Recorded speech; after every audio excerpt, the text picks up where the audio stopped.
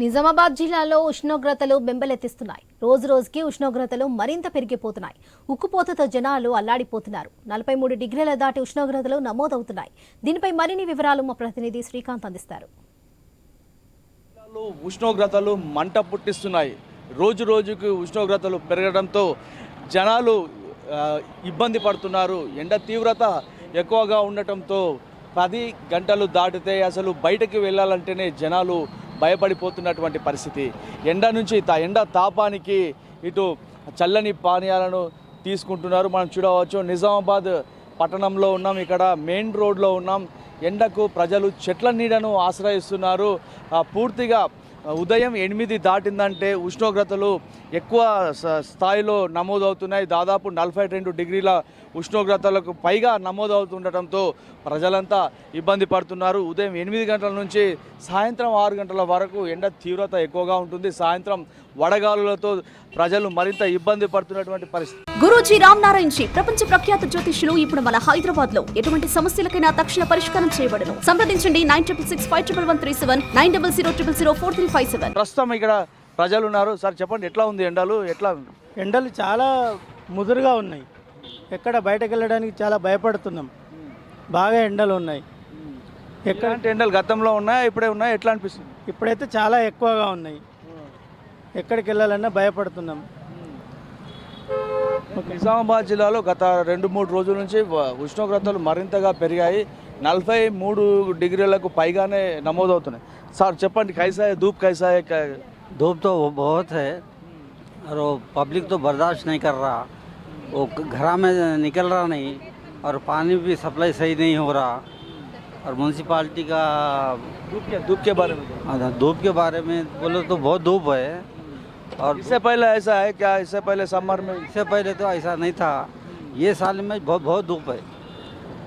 ఈసారి ఎండలు మండిపోతున్నాయని కూడా ప్రజలు చెప్తున్నారు. చెప్పండి, ఎట్లా ఉన్నాయి ఎండలు? సార్ నమస్కారం సార్ గత 4-5 రోజుల నుంచి చాలా ఎండలు ఉన్నాయి సార్. నిజామాబాద్ జిల్లాలో బయట వెళ్ళాలంటే భయం అనిపిస్తుంది సార్. ముఖ్యంగా చిన్న పిల్లలకు తీసుకురావాలంటే ఇక భయంతో కూడుకున్న పని కనిపిస్తుంది సార్. వాంతులు విరోచనాలు అయిపోయి హాస్పిటల్ పరుగులు తీస్తున్నాం సార్. మేమైతే సంబంధిత అధికారులు మాత్రం పట్టించుకోకపోవడం వల్ల ఇబ్బందిగా అయితే చాలా ఎదురవుతున్నాయి సార్ మాకు. ముఖ్యంగా సార్ ఈ పానీయాలు కానీ, మజ్జిగ ప్యాకెట్లు కానీ, చలివి కేంద్రాలు కానీ సంబంధిత జిల్లా వైద్య ఆరోగ్య శాఖ ఏర్పాటు చేస్తే బాగుంటుండే సార్. ఇప్పుడు మీరన్నా మీ ఆయన ద్వారా ఈ మెసేజ్ చూసి వాళ్ళు ఏమైనా చర్యలు తీసుకుంటే బాగుంటుందని కోరుకుంటున్నాం సార్. చాలా అయితే ఇబ్బంది అయితే ఎదుర్కొంటున్నాం సార్. ఓకే, నిజామాబాద్ జిల్లాలో ఇప్పటివరకు 3కి పైగా ఈ వడదెబ్బ తాకి చనిపోయినటువంటి పరిస్థితులు కూడా ఉన్నాయి.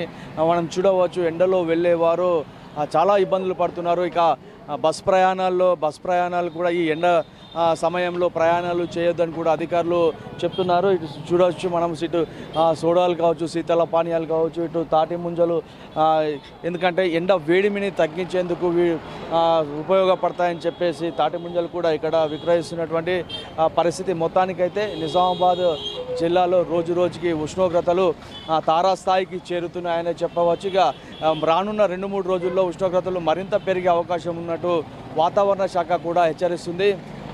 10-11 తర్వాత ప్రయాణాలు చేయొద్దు, ఎండ అవసరమైతే తప్ప ఈ ఎండకు బయటకు వెళ్ళకూడదని చెప్పేసి అధికారులు కూడా సూచిస్తున్నారు. సాయంత్రం 6 తర్వాత బయటకు వెళ్ళాలని చెప్పేసి చెప్తున్నారు. ఇక రోజువారీ కూలీలు ఎండ బారిన వడదెబ్బకు తగలకుండా జాగ్రత్తలు తీసుకోవాలని చెప్పేసి రోజువారీ కూలీలకు కూడా అధికారులు హెచ్చరిస్తున్నారు. ఇప్పటికే వడదెబ్బ బాధితుల సంఖ్య కూడా నిజామాబాద్ జిల్లాలో పెరుగుతుంది.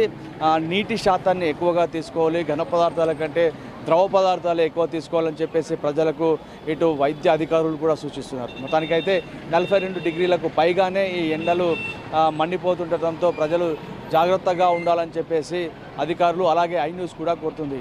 ఇది నిజామాబాద్ జిల్లాలోని ఉష్ణోగ్రతల పరిస్థితి. కెమెరా పర్సన్ రవి నాయక్తో శ్రీకాంత్, ఐ న్యూస్, నిజామాబాద్.